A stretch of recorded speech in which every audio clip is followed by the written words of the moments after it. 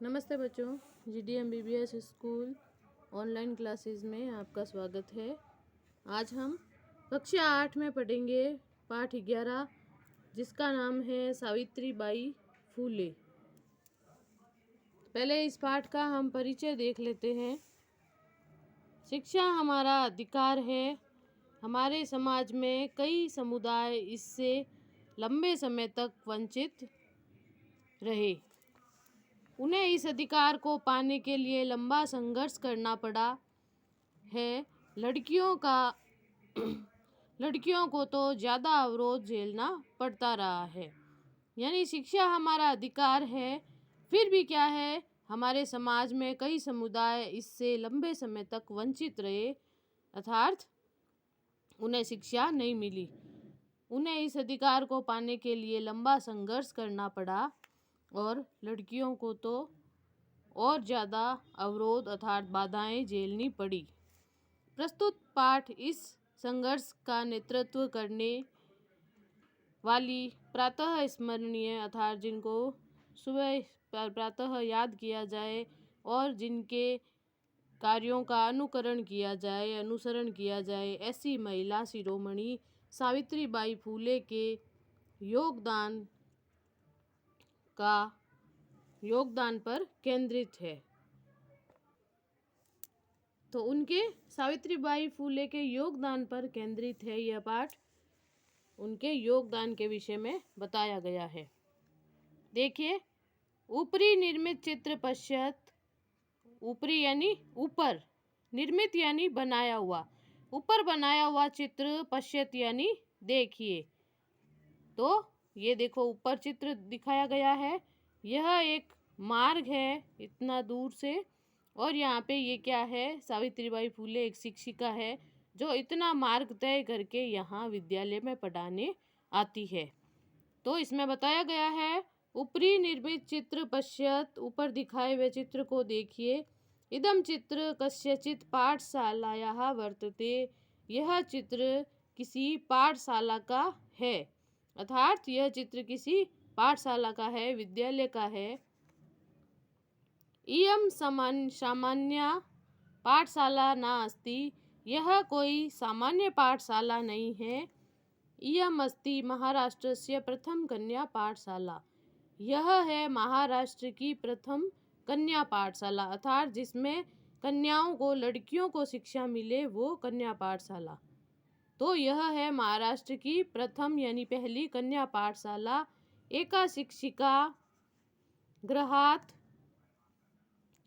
पुस्तकानि आदाय चलती, अर्थात एक शिक्षिका, एक अध्यापिका अपने घर से पुस्तकें लेकर चलती है। जैसा कि यहाँ बताया गया है, एक शिक्षिका अपने घर से पुस्तकें लेकर आती है।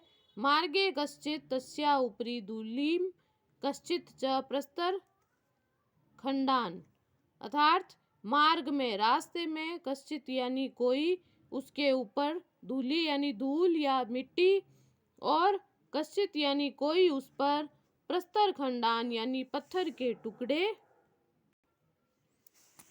तो मार्ग में जब वो विद्यालय आती है तो कोई उस पर पत्थर के टुकड़े और कोई उस पर मिट्टी छिपती यानी फेंकता है।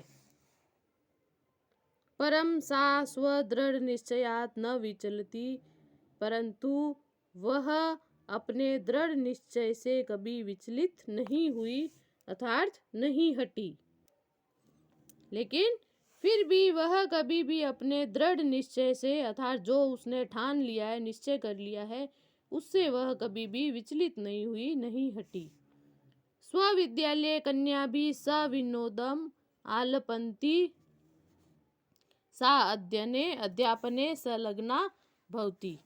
स्वविद्यालय अपने विद्यालय में, कन्या भी सविनोदम यानी कन्याओं के साथ, सविनोदम यानी विनोद अर्थात हंसी मजाक से, आलपंती यानी बात करते हुए, वह अध्यापने यानी पढ़ाने में संलग्ना भवती अर्थात लग जाती थी। अर्थात वह अपने विद्यालय में कन्याओं के साथ, लड़कियों के साथ क्या है, हंसी मजाक की बातें करती हुई उन्हें पढ़ाने लगती अर्थात पढ़ाने लग जाती। तस्या स्वकीय अध्ययन अपि सहैव प्रचलति, उसका स्व यानी अपना, अध्ययन अपि उसका अपना अध्ययन भी सहैव प्रचलति यानी साथ ही चलता है। यानी वह कन्याओं को शिक्षा देती है, पढ़ाती है और उसका खुद का अध्ययन भी, स्वयं का अध्ययन भी साथ ही चलता है। के अयम महिला, के अयम यानी के यानी का और प्लस अयम, का अयम यानी कौन है यह महिला, यह महिला कौन है जिसके बारे में बताया जा रहा है। अपि यूयम इमाम महिलाम जानीतः, यूयम यानी तुम सब या आप सब, इमाम यानी इस महिला को क्या जानते हैं, क्या आप लोग भी इस महिला को जानते हैं। इयमेव महाराष्ट्रस्य प्रथमा महिला शिक्षिका सावित्रीबाई फुले, इयमेव यही क्या है, महाराष्ट्र की प्रथम महिला शिक्षिका है जिनका नाम है सावित्रीबाई फुले, नामधेय यानी नाम है जिनका। तो यह है महाराष्ट्र की प्रथम महिला अध्यापिका सावित्रीबाई फुले नाम वाली। जनवरी मासस्य तृतीय दिवसे 1831 तमे ख्रीस्ताब्दे महाराष्ट्रस्य नायगांव नाम्नि स्थाने सावित्री अजायत। जनवरी महीने की तृतीय यानी 3 तारीख को 3 तारीख 1831 ईस्वी में महाराष्ट्र के नायगांव नामक स्थान पर सावित्रीबाई का जन्म हुआ। जनवरी महीने की 3 तारीख को अर्थात 3 जनवरी 1831 ईस्वी में महाराष्ट्र के नायगांव नामक स्थान पर सावित्री का जन्म हुआ। तस्या माता लक्ष्मीबाई पिता च खंडोजी इति अभियतो, इनकी माता लक्ष्मीबाई च यानी और, उनकी माता लक्ष्मीबाई और पिता खंडोजी कहे गए अर्थात खंडोजी नामक कहे गए, नाम से कहे गए अर्थात उनकी माता थी लक्ष्मीबाई और पिताजी कौन थे, पिताजी खंडोजी इस नाम से कहे गए। आगे देखिए, नववर्ष देशिया सा ज्योतिबा फूले महोदयन परिणीता। नववर्ष यानी 9 वर्ष की उम्र में ज्योतिबा फूले, वह ज्योतिबा फूले महोदय से उनका विवाह हुआ। 9 वर्ष की आयु में, 9 वर्ष की उम्र में उनका ज्योतिबा फूले महोदय से क्या है, परिणीता यानी विवाह हुआ अर्थात उनके पति कौन थे, ज्योतिबा फूले महोदय, और 9 वर्ष की उम्र में उनका विवाह हो गया ज्योतिबा फूले महोदय से। सो अपि तदानीम 13 वर्ष कल्पः एव आसीत्, और सो अपि यानी वह भी, कौन, ज्योतिबा फूले, वह भी उस समय 13 यानी 13 वर्ष के ही थे। यानी उनके पति ज्योतिबा फूले उस समय 13 वर्ष के थे और सावित्रीबाई फूले 9 वर्ष की थी, तब उनका विवाह हुआ। यतो ही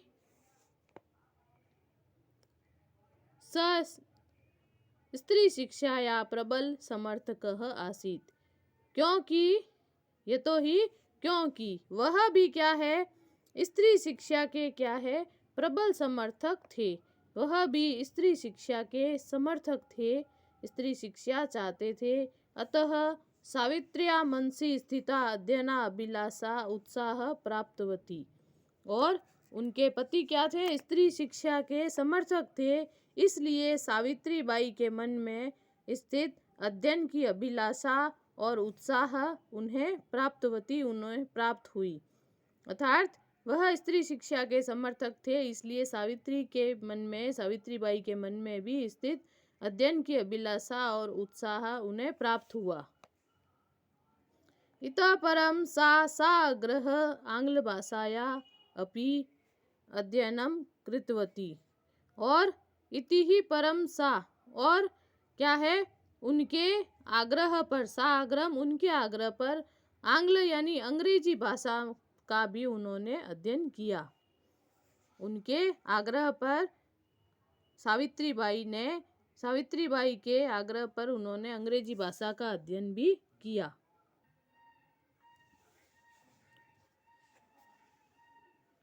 तो उनके अध्ययन की अभिलाषा और उत्साह बढ़ गया उनके पति के समर्थक होने पर, और उन्होंने उनके आग्रह पर अंग्रेजी भाषा का भी अध्ययन किया। 1848 तमे ख्रिस्ताब्दे पुणे नगरे सावित्री ज्योतिबा महोदयेन सह कन्यानां कृते प्रदेशस्य प्रथम विद्यालयम् आरभत। 1848 ईस्वी में 1848 ईस्वी में पुणे नगर में सावित्री और ज्योतिबा महोदय ने सावित्रीबाई फुले और ज्योतिबा महोदय के साथ इन दोनों ने साथ में कन्याओं के लिए प्रदेश के प्रथम विद्यालय का आरंभ किया, यानी शुरू किया। 1848 ईस्वी में पुणे नगर में सावित्रीबाई और ज्योतिबा महोदय ने साथ में कन्याओं के लिए प्रदेश के प्रथम विद्यालय का आरंभ किया। तदानीं सा केवल 17 वर्षीय आसीत, और उस समय वह सावित्रीबाई, सा यानी किसी स्त्री के लिए आता है सा, इस तदानीम यानी उस समय वह केवल 17 यानी 17 वर्ष की थी। 1851 तमे ख्रिस्ताब्दे अस्पृश्यत्वात् तिरस्कृत्य समुदायस्य बालिकानां कृते पृथक्तया तया अपरः विद्यालयः प्रारब्धः। 1851 ईस्वी में अस्पृश्य यानी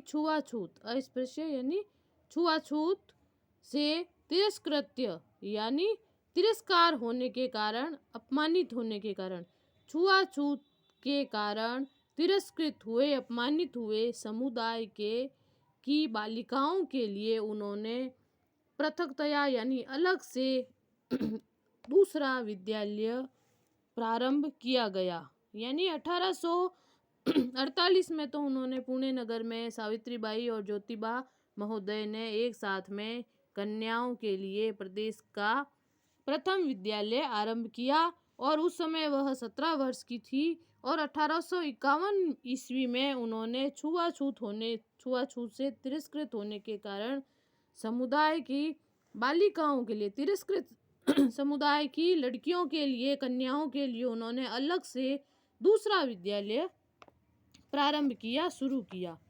सामाजिक कुरीतीनां सावित्री मुखर विरोधम अकरोत्।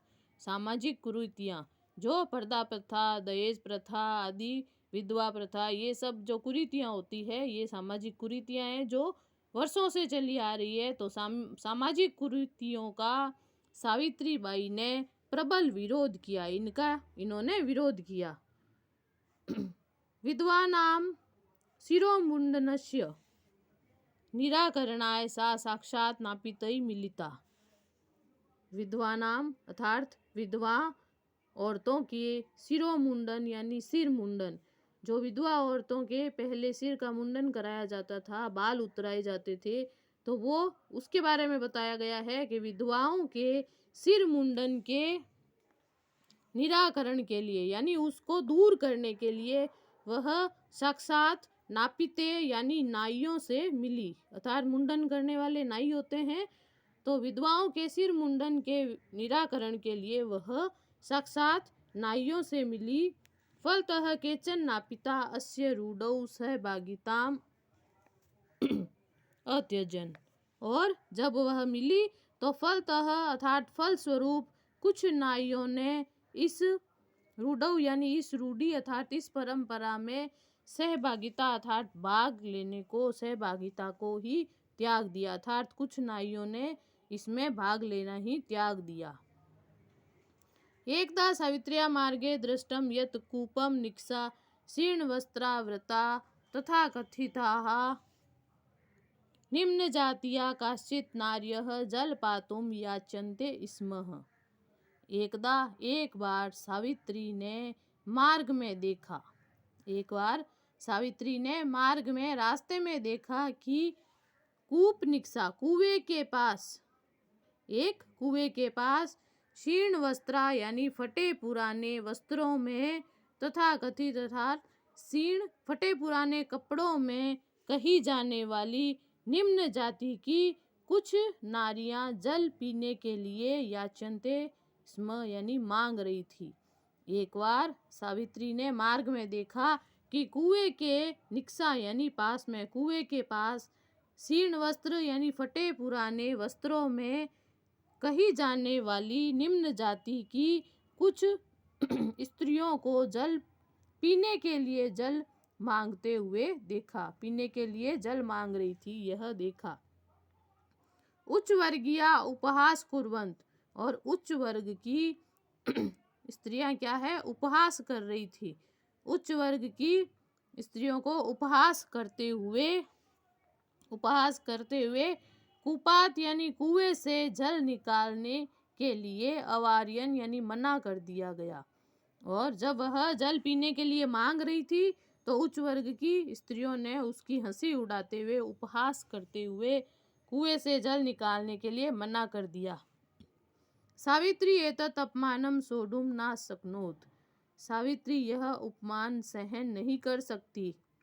सा ता स्त्रियः निज गृहम नीतवती, वह सा यानी वह सावित्री बाई, ता स्त्रिय उन स्त्रियों को निज गृहम नीतवती अपने घर ले गई।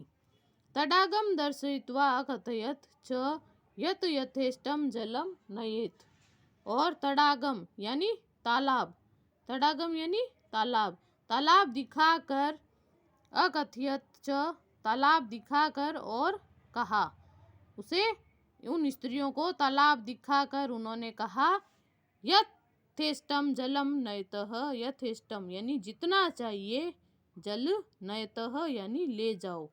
तालाब दिखाया और कहा, दिखाकर वह बोली कि जितना चाहिए उतना जल ले जाओ। सार्वजनिको अयम तडागः, अयम यानी यह, तडागः यानी तालाब, यह तालाब सार्वजनिक है अर्थात सभी लोगों के लिए है, जितना चाहिए जल ले जाओ, यह तालाब सभी जनों के लिए है अर्थात सार्वजनिक है।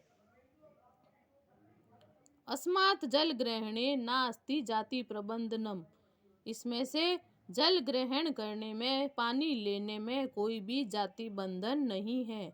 न अस्ति अर्थात नहीं है, इससे जल ग्रहण करने में कोई भी जाति बंधन नहीं है। तया मनुष्याणाम समानतया स्वतंत्रतायाश्च पक्ष सर्वथा समर्थितः, उनके द्वारा मनुष्यों की समानता और स्वतंत्रता के पक्ष का हमेशा हर प्रकार से समर्थित यानी समर्थन किया गया। उनके द्वारा, तया यानी जो सावित्रीबाई फूले द्वारा, उनके द्वारा मनुष्य की समानता और स्वतंत्रता के पक्ष में सभी प्रकार से समर्थन किया गया।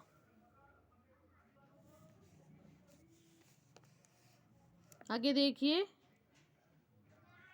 महिला सेवा मंडल शिशु हत्या प्रतिबंधक गृहम इत्यादीनां संस्थानां स्थापनायां फुले दंपत्यो अवदानम महत्वपूर्णम। महिला सेवा मंडल शिशु हत्या प्रतिबंधक गृहम,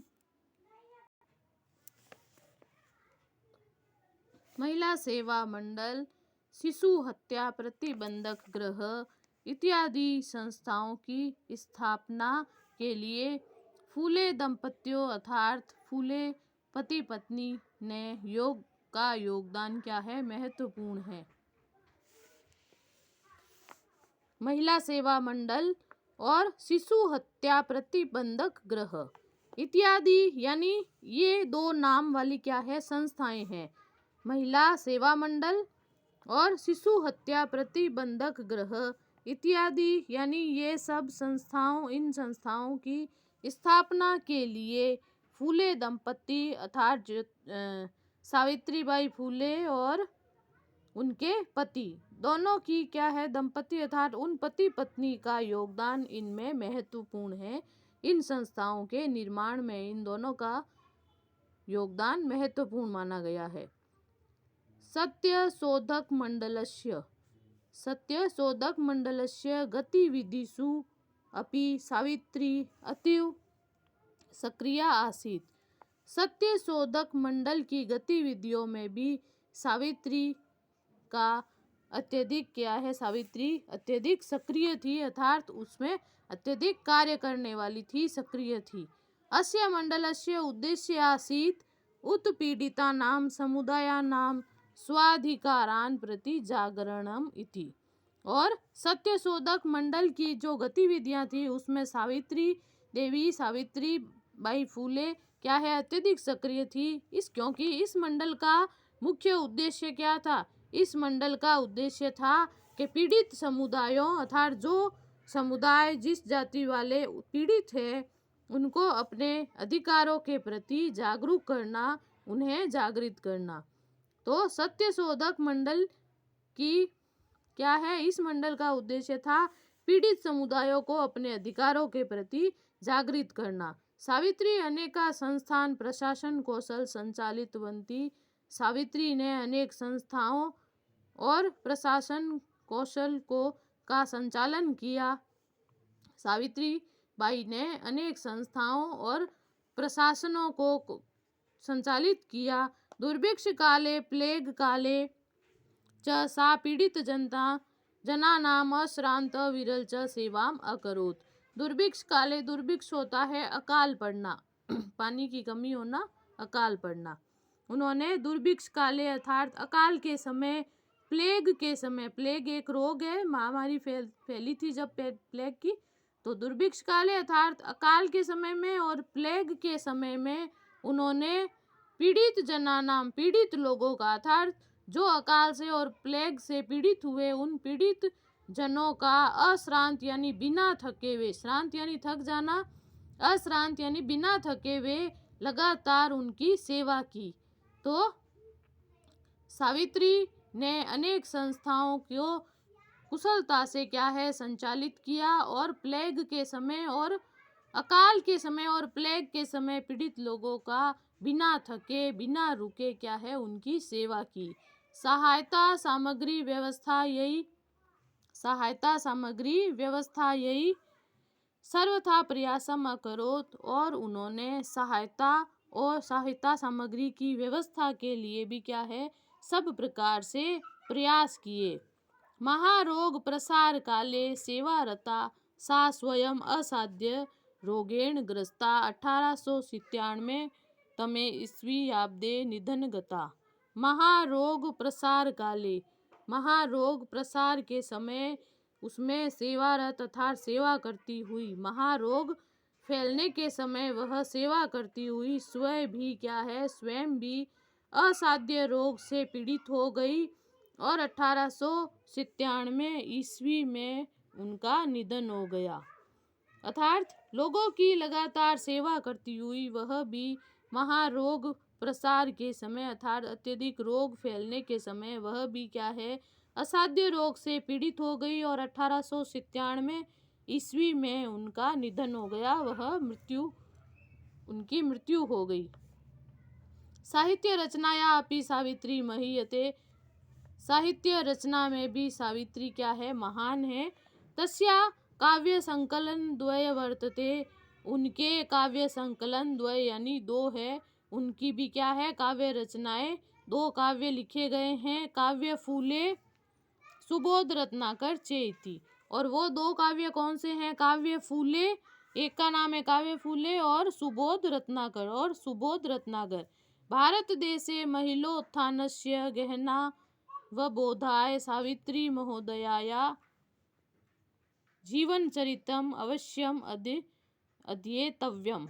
भारत देश में महिला के उत्थान और उसके गहराई से उसको जानने के लिए, भारत देश में महिला के उत्थान को गहराई से जानने के लिए सावित्री महोदया के जीवन चरित्र को अवश्य ही हमें अध्ययन करना चाहिए, पढ़ना चाहिए। साहित्य रचना में भी सावित्री क्या थी? महान थी। उनकी काव्य संकलन, काव्य की रचनाएं, 2 काव्य रचनाएं हैं। पहली है काव्य फूले और दूसरी है सुबोध रत्नाकर।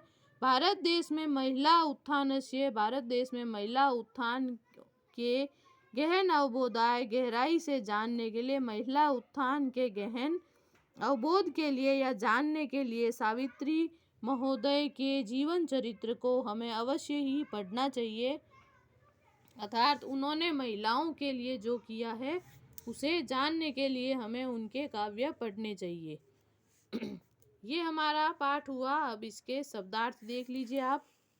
आदाय अर्थात लेकर, प्रस्तर खंडान पत्थर के टुकड़ों को, सविनोदम हंसी मजाक के साथ, आलपंती बात करती हुई, अजायत पैदा हुई, अभिहितो कहे गए, परिणीता अर्थात ब्याही गई या विवाह की गई, अस्पृश्यतया अर्थात छुआछूत के कारण।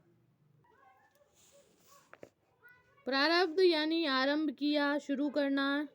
निराकरणाय अर्थात दूर करने के लिए। रूढ़ो यानी रूढ़ी या रिवाज, रीति। क्षीण वस्त्रावृता अर्थात फटे पुराने चिथड़े वस्त्रों को धारण करती हुई। पातुम पीने के लिए। सोडुम सहने में। उत्पीड़िता नाम सताए हुओं को। अश्रांतम बिना थके हुए। महीयते यानी बढ़ चढ़कर। गहन अवबोधाय अर्थात गहराई से समझने के लिए। तो इस प्रकार आप इस पाठ के शब्दार्थ करोगे और इस पाठ को फिर से पढ़ोगे स्वयं। आगे हम अगली कक्षा में देखेंगे। धन्यवाद।